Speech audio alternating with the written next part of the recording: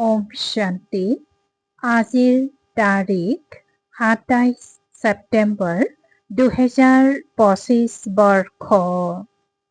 প্ৰাতঃ মৰলী বাপদাদা মধুবন। আজিৰ পিতাৰ অমৃতবাণী হৈছে, মৰমৰ সন্তানসকল, তোমালোক এতিয়া সঁচা পাঠশালাত বহি আছা। এয়া সৎসংগও হয়। ইয়াত তোমালোকে সত্য পিতাৰ সংগ পাইছা, যিজনে পাৰলৈ লৈ যায়। আৰু আজিৰ প্ৰশ্ন, হিচাপ নিকাচৰ খেলত মনুষ্যৰ বোধ আৰু তোমালোকৰ বোধৰ মাজত কোনটো পাৰ্থক্য আছে? পিতাই উত্তৰত কৈছে, মনুষ্যই ভাবে এয়া যি দুখ সুখৰ খেল চলে, এই দুখ সুখ সকলো পৰমাত্মাই দিয়ে আৰু তোমালোক সন্তানসকলে বুজি পোৱা যে এয়া প্ৰত্যেকৰে কৰ্মৰ হিচাপৰ খেল। পিতাই কাকোৱে দোষ নিদিয়ে। তেওঁতো আহেই সুখৰ ৰাস্তা দেখুৱাবলৈ। বাবাই কয়, সন্তানসকল, মই কাকোৱে দুখী কৰা নাই। এয়াতো তোমালোকৰেই কৰ্মৰ ফল। আৰু আজিৰ গীত, এই পাপৰ সৃষ্টিৰ পৰা, অৰ্থাৎ ইছ পাপ কি দুনিয়া ছে। ওম শান্তি। মৰমৰ আত্মিক সন্তানসকলে গীতটি শুনিলা। কাক আহ্বান জনায়? পিতাক। বাবা আহি এই কলিযুগী পাপৰ সৃষ্টিৰ পৰা সত্যযুগী পুণ্যৰ সৃষ্টিলৈ লৈ যাওক। এতিয়া জীৱ আত্মাসকলো কলিযুগী। তেওঁলোকৰ বুদ্ধি ওপৰলৈ যায়। পিতাই কয়, মই যি হওঁ, যেনেকুৱা হওঁ তেনেকৈ। কোনেও নাজানে। ঋষি মুনি আদিয়েও কয়, আমি ৰচয়িতা মালিক অৰ্থাৎ বেশদৰ পিতাক আৰু তেওঁৰ বেশদৰ ৰচনাৰ আদি মধ্য অন্তক নাজানো। আত্মাসকল য'ত থাকে সেই ঠাই হ'ল ব্ৰহ্ম মহাতত্ব, য'ত সূৰ্য চন্দ্ৰ নাথাকে। মূল লোকত নাইবা সূক্ষ্ম লোকত নাথাকে। বাকী এই মঞ্চতো বিজুলী আদি সকলো লাগে নহয়। সেয়েহে এই মঞ্চই বিজুলী লাভ কৰে। ৰাতি চন্দ্ৰ তৰাৰ দিনত সূৰ্যৰ এইবোৰ হ'ল চাকি। এই চাকিবোৰ থকা সত্ত্বেও অন্ধকাৰ বুলি কোৱা হয়। ৰাতিটো তথাপিও চাকি জ্বলাব লাগে।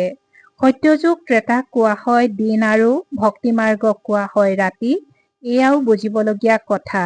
নতুন সৃষ্টি পুনৰ পুৰণি নিশ্চয় হ'ব। পুনৰ নতুন হ'ব, তেতিয়া পুৰণিৰ বিনাশ নিশ্চয় হ'ব। এয়া হৈছে বেশদৰ সৃষ্টি। ৰজাসকলৰ ঘৰো বহুত ডাঙৰ ডাঙৰ হয়। এয়া হ'ল বেশদৰ ঘৰ, মঞ্চ অথবা ষ্টেজ। ইয়াক কৰ্মক্ষেত্ৰ বুলিও কোৱা হয়। কৰ্মটো নিশ্চয় কৰিব লাগে। সকলো মনুষ্যৰ বাবে এয়া কৰ্মক্ষেত্ৰ। সকলোৱে কৰ্ম কৰিবই লাগে। ভূমিকা পালন কৰিবই লাগে। প্ৰত্যেক আত্মাই ভূমিকা প্ৰথমৰ পৰাই প্ৰাপ্ত কৰি থৈছে। তোমালোকৰ মাজতো কোনোবা আছে যিজনে এই কথাবোৰ ভালদৰে বুজিব পাৰে। বাস্তৱত এয়া হৈছে গীতা পাঠশালা। পাঠশালাত কেতিয়াবা বৃদ্ধসকলে পঢ়ে জানো? ইয়াততো বুঢ়া ডেকা আদি সকলোৱে পঢ়ে। সেইবোৰক বেদৰ পাঠশালা বুলি কোৱা নহ'ব। তাত একোৱেই লক্ষ্য উদ্দেশ্য নাথাকে। আমি ইমান বেদশাস্ত্ৰ আদি পঢ়ো, ইয়াৰ দ্বাৰা কি হ'মগৈ সেইটো নাজানে। যিকোনো ধৰণৰ সৎসংগ যি আছে, লক্ষ্য উদ্দেশ্য একো নাই। এতিয়াতো সেইবোৰক সৎসংগ বুলি ক'বলৈ লাজ লাগে। সত্যটো এজন পিতাই হয়, যিজনৰ বাবে কোৱা হয় সৎসংগই উদ্ধাৰ কৰে আৰু কুসংগই বুঢ়ায়। কুসংগও কলিযুগী মনুষ্যৰ। সত্যৰ সংগটো এজনৰে। এতিয়া তোমালোকৰ আচৰিত যেন লাগে। গোটেই সৃষ্টিৰ আদি মধ্য অন্তৰ জ্ঞান পিতাই কেনেকৈ দিয়ে? তোমালোকতো আনন্দিত হোৱা উচিত। তোমালোক সঁচা পাঠশালাত বহি আছা। বাকী সকলোবোৰ হৈছে মিছা পাঠশালা। সেই সৎসংগ আদিৰ পৰা একোৱেই হৈ নোলায়গৈ। স্কুল কলেজ আদিৰ পৰা তথাপিও কিবা হৈ ওলাই, কিয়নো পঢ়ে। বাকী ক'তোৱে পঢ়া নচলে। সৎসংগক পঢ়া বুলি কোৱা নহ'ব।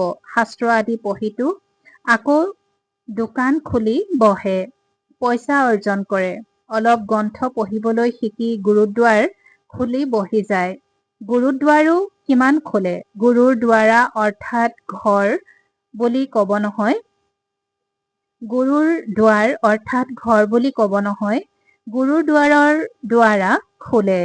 গুৰুদ্বাৰৰ দুৱাৰ খোলে, তাত গৈ শাস্ত্ৰ আদি পঢ়ে। তোমালোকৰ গুৰুদ্বাৰ হ'ল মুক্তি আৰু জীৱন মুক্তি ধাম অৰ্থাৎ সদগুৰুৰ দুৱাৰ। সদগুৰুৰ নাম কি? অকাল মূৰ্ত। সদগুৰুক অকাল মূৰ্ত বুলি কোৱা হয়। তেওঁ আহি মুক্তি আৰু জীৱন মুক্তিৰ দুৱাৰ খোলে। অকাল মূৰ্ত হয় নহয়, যাক কালেও খাব নোৱাৰে। আত্মা হয় বিন্দু, তাক কালে কেনেকৈ খাব? সেই আত্মাটো শৰীৰ এৰি আঁতৰি যায়। মনুষ্যই বুজি পায় জানো যে এটা পুৰণা শৰীৰ এৰি আকৌ গৈ অন্য এটা ল'ব? তেন্তে ইয়াত কন্দাৰ কি দৰকাৰ? এইটো তোমালোকে জানা, ড্ৰামা অনাদি ৰচি থোৱা আছে। প্ৰত্যেকেই ভূমিকা পালন কৰিবই লাগে। পিতাই বুজাই আছে, সত্যযুগত হ'ল নষ্টমোহা।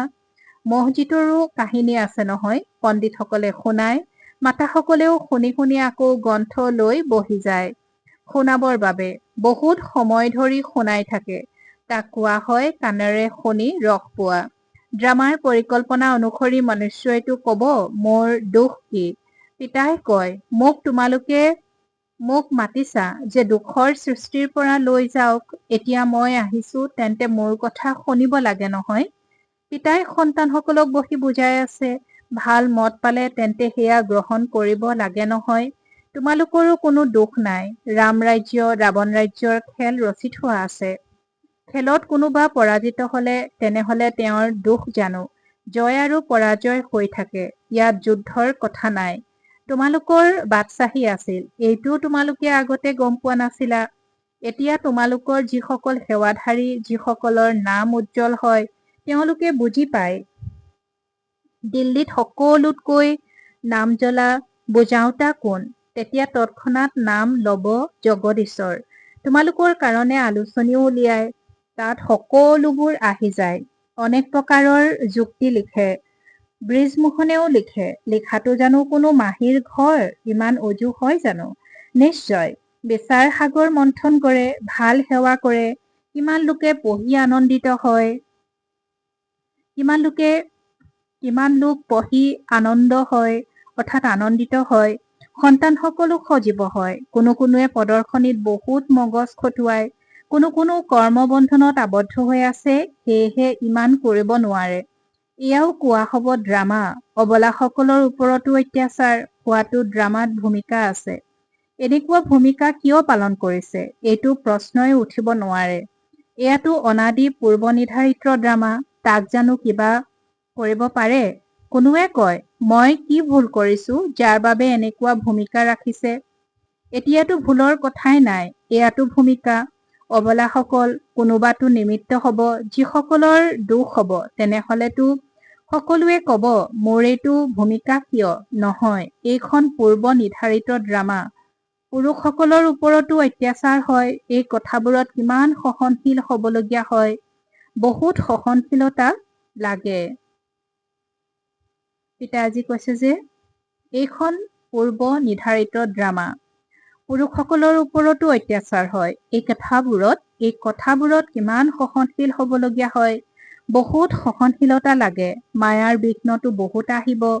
বিশ্বৰ বাদশ্বাহী লোৱা, তেন্তে কিছু পৰিশ্ৰম কৰিব লাগিব। ড্ৰামাত আপদ, সংঘাত আদি কিমান আছে। অবলাসকলৰ ওপৰত অত্যাচাৰ লিখা আছে।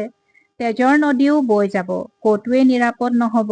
এতিয়াতো সেৱা কেন্দ্ৰত পুৱাৰ ক্লাছ আদি লৈ যোৱা। এনেকুৱাও সময় আহিব যেতিয়া তোমালোক বাহিৰলৈ ওলাবও নোৱাৰিবা। দিনে প্ৰতিদিনে সময় বেয়া হৈ গৈ থাকে আৰু বেছি বেয়া হবলৈ গৈ আছে। দুখৰ দিন বহুত তীব্ৰতাৰে আহিব। বেমাৰ আদিত দুখ হলে তেতিয়া আকৌ ভগৱানক স্মৰণ কৰে, আহ্বান জনায়। এতিয়া তোমালোকে গম পোৱা, বাকী অলপ দিন আছে। তাৰ পাছত আমি সুখধাম শান্তিধামলৈ নিশ্চয় যাম। জগতৰ লোকসকলেতো এইটোও নাজানে। এতিয়া তোমালোক সন্তানসকলে অনুভৱ কৰা নহয়। এতিয়া পিতাক সম্পূৰ্ণকৈ জানি গলা। তেওঁলোক সকলোৱেতো ভাবে যে পৰমাত্মা হৈছে লিংগ, শিৱলিংগৰ পূজাও কৰে। তোমালোক শিৱৰ মন্দিৰলৈ গৈছিলা, কেতিয়াবা এইটো খেয়াল কৰিছিলানে যে শিৱলিংগ কি বস্তু?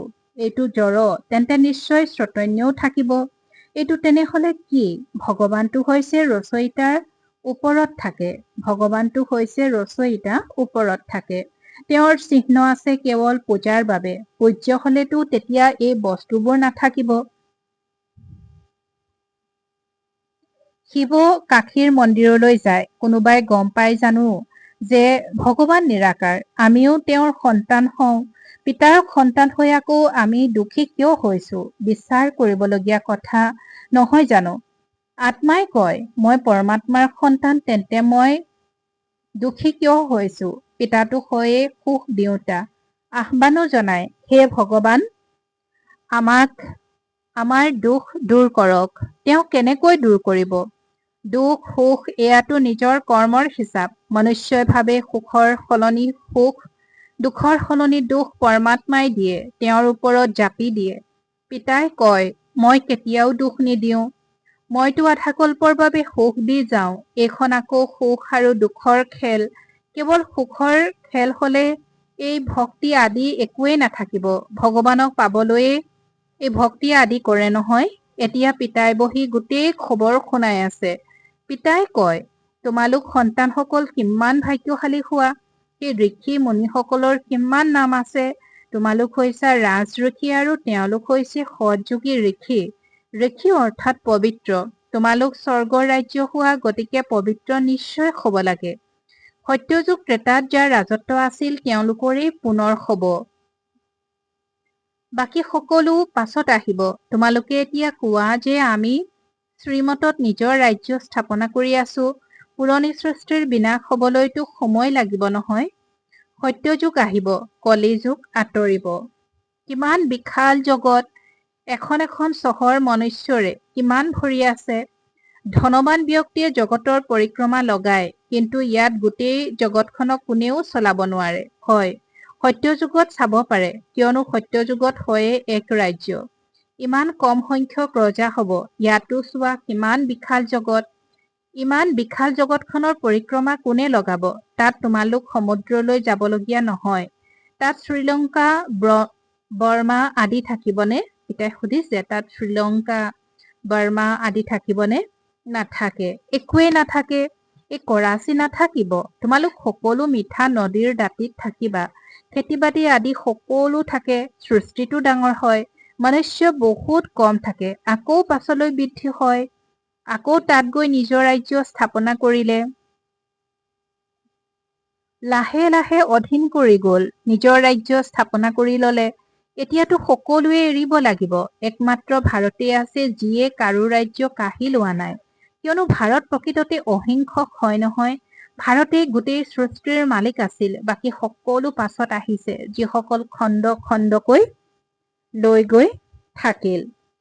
তোমালোকে কাকো অধীন কৰা নাই, ইংৰাজসকলে অধীন কৰি লৈছে। তোমালোক ভাৰতবাসীতো পিতাই বিশ্বৰ মালিক কৰি তোলে। তোমালোকে জানো কৰবালৈ গৈছা? তোমালোক সন্তানসকলৰ বুদ্ধিতে সকলোবোৰ কথা আছে। বৃদ্ধা মাতাসকলেতো ইমানবোৰ কথা বুজিব নোৱাৰে। পিতাই কৈছে যে বৃদ্ধা মাতাসকলেতো ইমানবোৰ কথা বুজিব নোৱাৰে। পিতাই কয় এয়া ভালেই যে তোমালোকে একোৱেই পঢ়া নাই। পঢ়ি অহা সকলোবোৰ বুদ্ধিৰ পৰা আঁতৰাই দিবলগীয়া হয়। কেৱল এইটো কথাই ধাৰণ কৰিব লাগে, মৰমৰ সন্তানসকল, পিতাক স্মৰণ কৰা। তোমালোকে কৈছিলাও নহয় যে বাবা আপুনি আহিলে আমি উৎসৰ্গিত হৈ যাম, কুৰবান হম। তোমালোক তেনেহলে মোৰ প্ৰতি উৎসৰ্গিত হব লাগে। লেনদেন হয় নহয়। বিয়াৰ সময়ত স্ত্ৰী পুৰুষে ইজনে সিজনৰ হাতত নিমখ দিয়ে। পিতাকো কয় মই আপোনাক পুৰণা সকলো দিওঁ, মৰিবতো লাগিব। এই সকলোবোৰ শেষ হৈ যাব। আপুনি মোক পুনৰ নতুন সৃষ্টিত দিব। পিতা আহে সকলোকে লৈ যাবলৈ। কাল হয় নহয়। সিন্ধুত কৈছিল এয়া কোন কাল যিয়ে সকলোকে পলুৱাই লৈ যায়। তোমালোক সন্তান সকলো আনন্দিত হোৱা। পিতা আহেই লৈ যাবলৈ।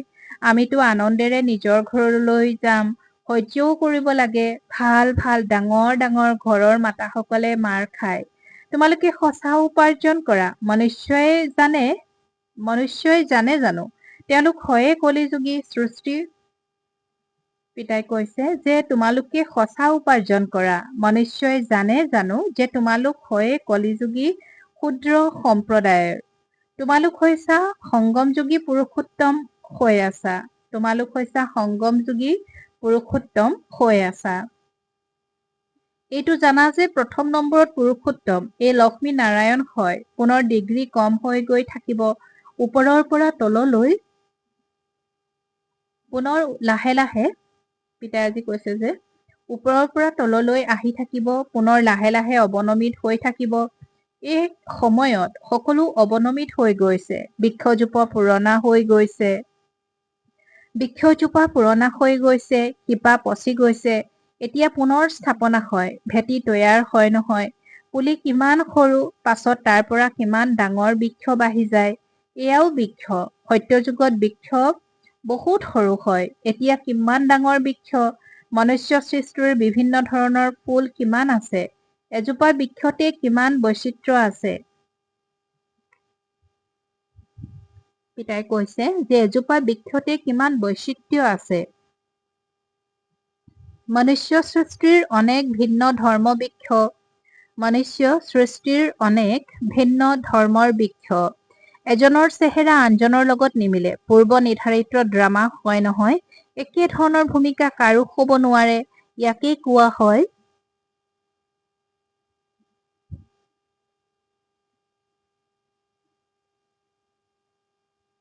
মনুষ্য সৃষ্টিৰ অনেক ভিন্ন ধৰ্মৰ বৃক্ষ। এজনৰ চেহেৰা আনজনৰ লগত নিমিলে। পূৰ্ব নিৰ্ধাৰিত ড্ৰামা হয় নহয়। একে ধৰণৰ ভূমিকা কাৰো হ'ব নোৱাৰে। ইয়াকেই কোৱা হয় প্ৰাকৃতিক পূৰ্ব নিৰ্ধাৰিত বেসদৰ ড্ৰামা। ইয়াতো বহুত নকল আছে। যি বস্তু আচল সেয়া শেষো হয়। পুনৰ ৫,০০০ বছৰৰ পাছত আচল ৰূপত আহিব। চিত্ৰ আদিও জানো আচল ৰূপত তৈয়াৰ হৈছে।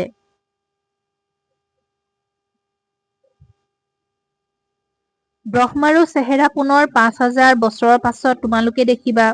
এই ড্ৰামাৰ ৰহস্য বুজি পাবলৈ বুদ্ধি বৰ বিশাল হোৱা উচিত। আৰু একো নুবুজিলেও কেৱল এটা কথা বুদ্ধিত ৰাখা। একমাত্ৰ শিৱ বাবা, দ্বিতীয় কোনো নাই। এয়া আত্মাই ক'লে, বাবা মই আপোনাকেই স্মৰণ কৰিম। এয়াতো সহজ হয় নহয়। হাতেৰে কৰ্ম কৰি থাকা আৰু বুদ্ধিৰে পিতাক স্মৰণ কৰি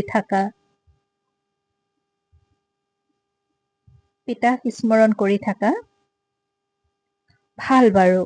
অতি মৰমৰ কল্পৰ পাছত পুনৰাই মিলিত হোৱা সন্তানসকলৰ প্ৰতি মাতা পিতা বাপ দাদাৰ স্নেহপূৰ্ণ স্মৰণ আৰু সুপ্ৰভাত। আত্মিক পিতাৰ আত্মিক সন্তানসকলক নমস্কাৰ। আত্মিক সন্তানসকলৰো আত্মিক মাত পিতা আৰু বাপ দাদাৰ প্ৰতি স্নেহপূৰ্ণ স্মৰণ আৰু সুপ্ৰভাত আৰু নমস্কাৰ নমস্কাৰ নমস্কাৰ। আৰু আজিৰ ধাৰণাৰ বাবে মুখ্য সাৰ প্ৰথমতে সহনশীলতা গুণ ধাৰণ কৰি মায়াৰ বিঘিনি অতিক্ৰম কৰিব লাগে। অনেক আপদ আহিব, অত্যাচাৰ হ'ব।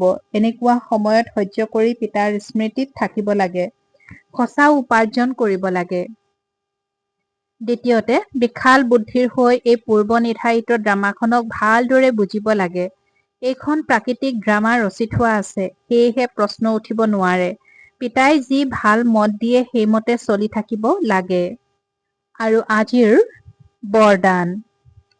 মায়াজীত বিজয়ী হোৱাৰ লগতে পৰোপকাৰী হোৱা।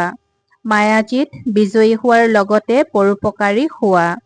আৰু আজিৰ বৰদানৰ ব্যাখ্যা।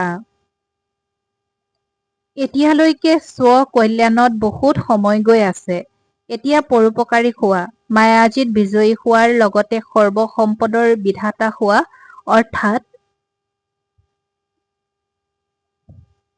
অৰ্থাৎ সকলো সম্পদ কাৰ্যত ব্যৱহাৰ কৰা। আনন্দৰূপী সম্পদ, শান্তিৰূপী সম্পদ, শক্তিৰূপী সম্পদ, জ্ঞানৰূপী সম্পদ, গুণৰূপী সম্পদ, সহযোগ দিয়াৰ সম্পদ, বিলোৱা আৰু বহোৱা। যেতিয়া এতিয়া বিধাতাবোধৰ স্থিতিৰ অনুভৱ কৰিবা, অৰ্থাৎ পৰোপকাৰী হবা, তেতিয়া অনেক জন্ম বিশ্বৰাজ্য অধিকাৰী হবা। আৰু আজিৰ শ্লোগান, বিশ্ব কল্যাণকাৰী হবলৈ হলে নিজৰ সকলো দুৰ্বলতা সদাকালৰ বাবে বিদায় দিয়া। বিশ্ব কল্যাণকাৰী হবলৈ হলে নিজৰ সকলো দুৰ্বলতা সদাকালৰ বাবে বিদায় দিয়া।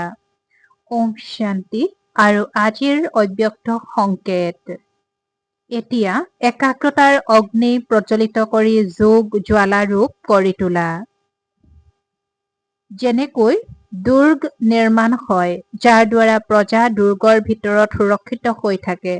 ৰজাৰ বাবে কোঠা নিৰ্মাণ নকৰে, দুৰ্গ নিৰ্মাণ কৰে। তোমালোকেও নিজৰ বাবে, সংগীসকলৰ বাবে, অন্য আত্মাসকলৰ বাবে জ্বালাৰূপ স্মৃতিৰ দুৰ্গ নিৰ্মাণ কৰা। যেতিয়া স্মৃতিৰ শক্তিয়ে জ্বালাৰূপ লব, তেতিয়া প্ৰত্যেক আত্মাই সুৰক্ষাৰ অনুভৱ কৰিব। ওম শান্তি।